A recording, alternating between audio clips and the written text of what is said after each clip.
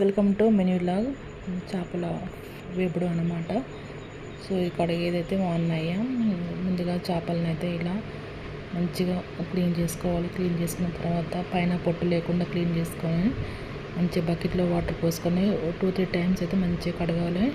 నీసు వాసన పోయేంత వరకు ఇట్లా బకెట్లో పసుపు ఉప్పు వేసి మంచిగా 2-3 టైమ్స్ కడిగితే మంచిగా క్లీన్ అయితే చేపలని కడిగి శుభ్రం చేసుకున్న తర్వాత ఒక పెద్ద బేషన్లో వేసుకొని కారం ఉప్పు పసుపు అల్లం వెల్లుల్లి పేస్ట్ ఫిష్ మసాలా కార్న్ఫ్లోర్